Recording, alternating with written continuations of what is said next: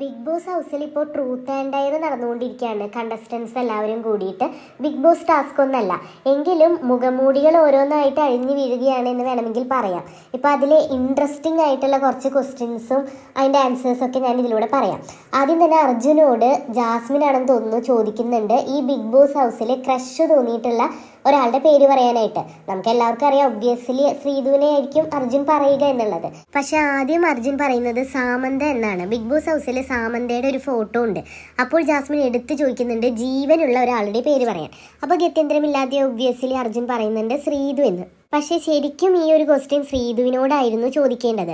ശ്രീധു തുറന്ന് സമ്മതിക്കുമോ അർജുനോട് തനിക്കൊരു ക്രഷ് ഉണ്ട് എന്നുള്ള കാര്യം എന്ന് അറിയാൻ എല്ലാവർക്കും താല്പര്യം കാണും. പക്ഷേ ശ്രീധു വളരെ ബുദ്ധിപരമായി ഡയറാണ് ചൂസ് ചെയ്തത്. ഇതിന് തൊട്ട് മുമ്പ് ജിൻഡോ ചേട്ടൻ ഉറങ്ങിയതിന് പട്ടി കുറച്ചിരുന്നു.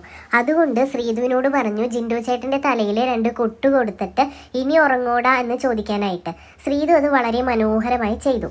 അത് കഴിഞ്ഞ് ഇതേ ക്വസ്റ്റ്യൻ നന്ദനയോട് ചോദിക്കുന്നുണ്ട്. നന്ദനയ്ക്ക് ഈ വീട്ടിൽ ക്രഷ് തോന്നിയിട്ടുള്ള ഒരാളുടെ പേര് പറയാനായിട്ട്. നന്ദന പറഞ്ഞത് ജിൻഡോ ചേട്ടനെയാണ്. എന്നിട്ട് നന്ദന തന്നെ പറയുന്നുണ്ട് ഒരു ചേട്ടൻ എന്ന രീതിയിലുള്ള ക്രഷാണ് എന്ന്. അതെന്തായാലും കണ്ടസ്റ്റൻസ് ഒന്നും സമ്മതിച്ചു കൊടുക്കുന്നില്ല. അങ്ങനെ നന്ദന അവസാനം അഭിഷേകിൻ്റെ പേര് തന്നെ പറഞ്ഞിട്ടുണ്ട്. അത് കഴിഞ്ഞിട്ട് സിജോനോട് ചോദിക്കുന്നുണ്ട് ഈ വീട്ടിൽ ക്രഷ് തോന്നിയിട്ടുള്ള ആളെ. സിജോ ആദ്യം വളരെ പൊളിറ്റിക്കലി കറക്റ്റായിട്ട് എനിക്ക് യമുന ചേച്ചീനെയാണ് തോന്നിയിട്ടുള്ളത് ഓരോരോന്നൊക്കെ പറയുന്നുണ്ടായിരുന്നു. ബാഹ്യമായ സൗന്ദര്യമാണോ ഉള്ളിലുള്ള സൗന്ദര്യമാണോ അങ്ങനെ ഇങ്ങനെയൊക്കെ. പക്ഷെ അതൊന്നും കണ്ടസ്റ്റൻസ് അനുവദിച്ചു കൊടുത്തില്ല.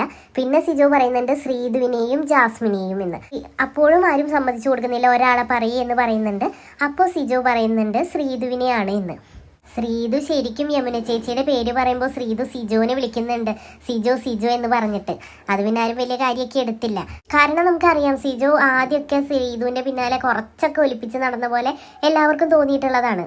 പിന്നീട് റസ്മിൻ്റെ ടേണായി. അപ്പോൾ റസ്മിൻ ഡയറാണ് ചൂസ് ചെയ്തത്. അതിന് റസ്മിന് നല്ലൊരു പണി കിട്ടുന്നുണ്ട്.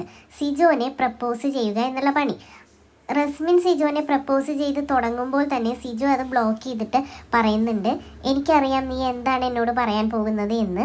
നിനക്ക് എന്നോടൊരു സാധാരണ ഇഷ്ടമാണ് എങ്കിൽ നീ എനിക്ക് കവിളത്ത് ഉമ്മ തരണം, ഇനി പ്രണയമാണ് എങ്കിൽ ചുണ്ടത്ത് ഉമ്മ തരണം എന്നൊക്കെ പറയുന്നുണ്ട്.